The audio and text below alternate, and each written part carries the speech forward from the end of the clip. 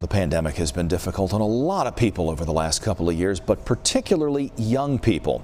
Even before the pandemic, the CDC reports the national suicide rate for individuals between the ages of 10 and 24 increased 57% between 2007 and 2018. Sports director Lauren Walsh joins us in studio now to share how a pandemic event has touched a local community forever. Well, Kenny, the Glen and Kernersville community still remembers and grieves the loss of Sterling Fair, a young man who had everything going for him, gone much too soon. Sterling Fair was a normal kid from Kernersville, but a kid with above average academics, athletics, and aspirations. He was really, really smart, very, very skilled in art. He was like really good at drawing, really athletic. Everything that I put him in, he just kind of thrived. He just had it. And we talk about it in sports all the time. He had every tool a football player needed to have, especially at the defensive back position. Sterling was enrolled in the early college program at Forsyth Tech. He was also a rising star on the Glen football team, and the college interest was pouring in. If I remember correctly, I think Wake Forest, we had at least 75 letters from them. Harvard, a lot of the Ivy League schools, like almost every week we had at least 5 to 6 letters coming from somewhere. COVID-19 postponed the 2020 football season to an abbreviated version in spring 2021, Sterling's junior year. The season was scheduled to start in late February. Sterling died by suicide in January. The emotion, hurt,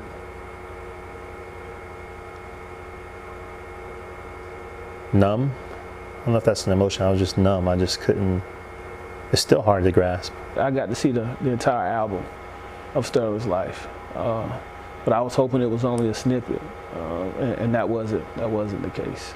Sterling's life was a beautiful and dynamic album, and the last track left a lasting impact on those who loved him the most. The one thing is definitely would be to love your kids intentionally and to hug them intentionally, like to sit there and hold on to them for a moment and really acknowledge their presence. The kid that's coming from a home in which they have both parents, they're stable, they're doing well in school. I had relationships with them, but I didn't worry about them. They didn't get those calls, but they should.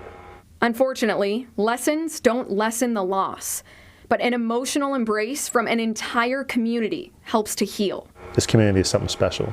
I didn't really understand what community meant until they all came together to give me the love that they had. I didn't understand what community, I really didn't know what that meant. You know, the dictionary doesn't really give the definition the way they did. One example of that support was an SF decal for Sterling Fair, which the Glen football team wore on their helmets, so Sterling was always with them, still representing the team motto, deep water. People say, oh, it has something to do with the water tower and all that. It has nothing to do with the water tower. It's just a way.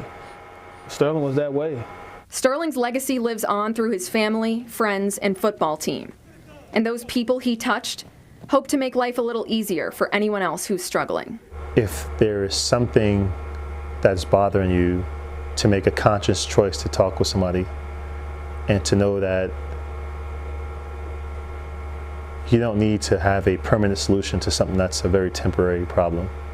I have a saying now, rise and shine, face the glory, brand new day, brand new story. Whatever happened yesterday was yesterday. If God grants you another day, we can fix yesterday. And Sterling taught me that. We thank Mr. Fair and Coach Stevenson for sharing those important messages. Now, if you or someone you know is struggling, please call or share the National Suicide Prevention Lifeline. The number is 1-800-273-8255.